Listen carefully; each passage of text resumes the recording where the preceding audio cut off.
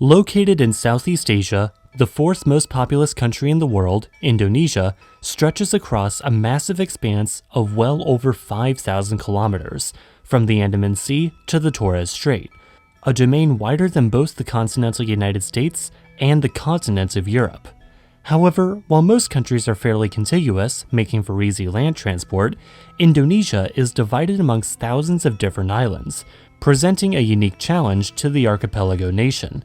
Indonesia's geography is in many ways blessed and cursed at the same time. So how does Indonesia keep itself together with the geographic challenges that it faces?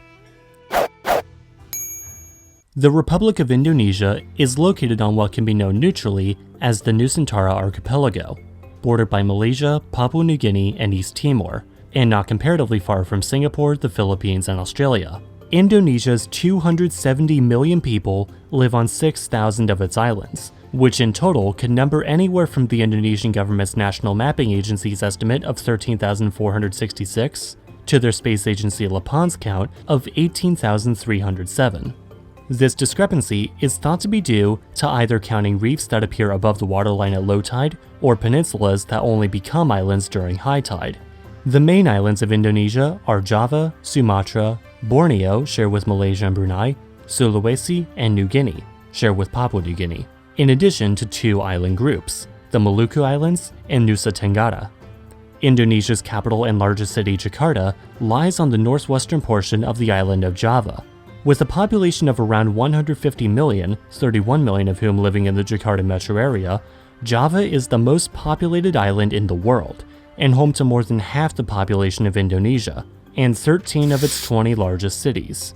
As such, Java is effectively the core of the Indonesian Republic.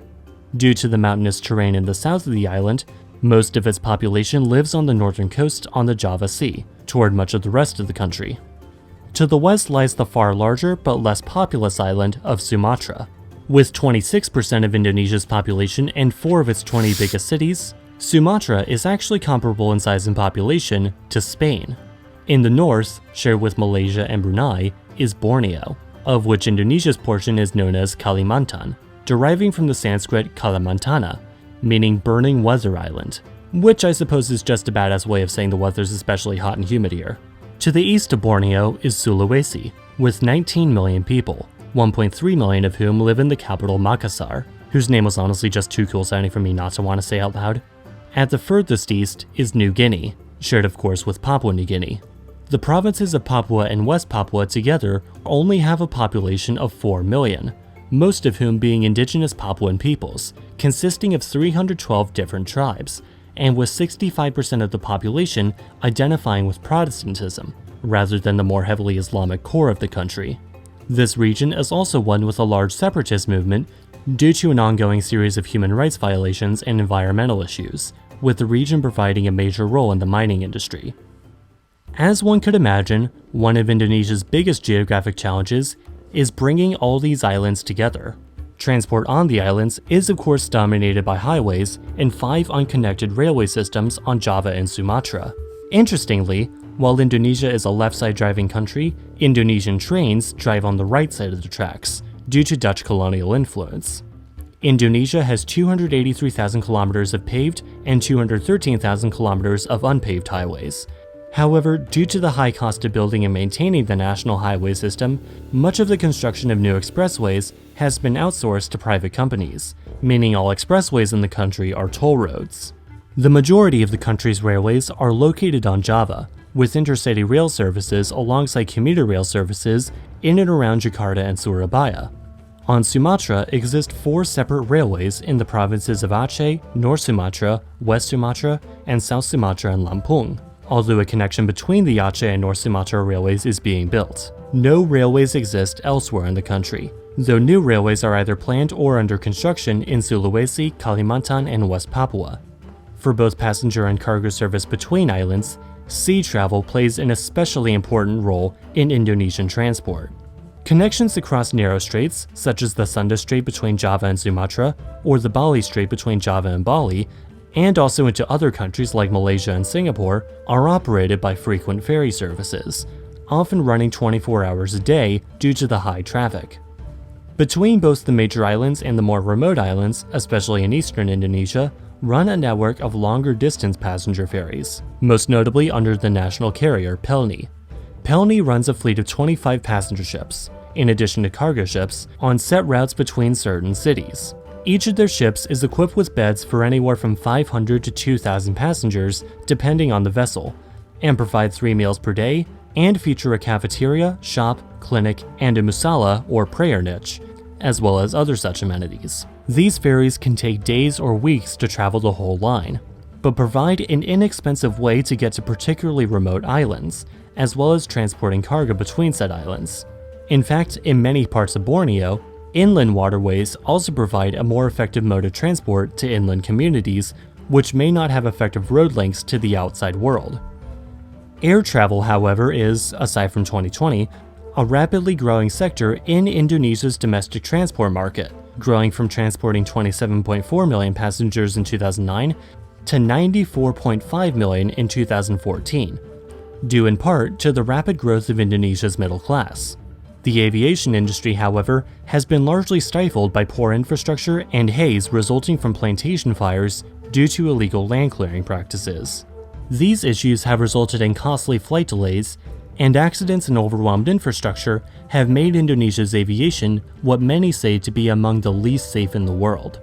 Even so, Indonesia is projected to become the world's 6th busiest aviation market by 2034, and Jakarta Soekarno-Hatta Airport has already passed Singapore Changi, Bangkok Suvarnabhumi, and Kuala Lumpur International to become the busiest airport in Southeast Asia. Air travel, however, is far from the only major sector of Indonesia's economy, as the Indonesian economy also revolves around agriculture and mining, as well as the service industry. Indonesia is classified as an upper-middle income or newly industrialized country, alongside countries like China, Turkey, Brazil, or Mexico, meaning it isn't exactly one of the richest countries in the world, but it's still far from one of the poorest. Geologically, the country lies directly on the convergence between the Sunda and Australian plates, and isn't far from the Indian, Philippine, and Pacific plates either, making the region extremely tectonically active. This also means Indonesia is one of the most volcanic countries in the world, proving an obvious curse, but in some ways also a blessing in disguise, as it gives the country incredibly fertile soil for agriculture, though agricultural conditions can still be quite unpredictable. Jakarta, however, poses the country with a massive problem, as the city is shrinking at a rate of 10 centimeters per year, with parts of North Jakarta having sunk more than 2.5 meters in the last decade, putting Jakarta as the fastest sinking city in the world. The Indonesian government has undertaken a $200 million plan to build a seawall to protect the city from rising sea levels due to climate change. However, the water level isn't just rising, the city itself is sinking, due to a combination of new developments on top and the draining of underground aquifers below for drinking water. Partially in response to concerns over the future of Jakarta, as well as calls from those living outside Java, President Joko Widodo announced plans to move the Indonesian capital to the province of East Kalimantan on Borneo. This new planned capital city will take the name Negara Rimba Nusa, meaning Forest Archipelago. However, the project has been met with environmental concerns, namely with concerns over local rainforests, which are a natural habitat for the critically endangered Bornean orangutan. It is, however, thought that moving the capital will also attract many away from Jakarta, in hopes that this will at the very least reduce the strain on Jakarta's roads and drinking water supply. Indonesia ended up with the borders it has today largely through being colonized by the Dutch. Both the spices native to the islands, as well as Indonesia's hold on important choke points for global trade, ultimately attracted interest from European powers, resulting in the Dutch taking over the area within these specific borders. What was previously a series of different kingdoms, sultanates, and empires was merged into what today is just one republic. A powerful republic which must nonetheless manage the interests of its several thousand islands and the 270 million living in the country as a whole.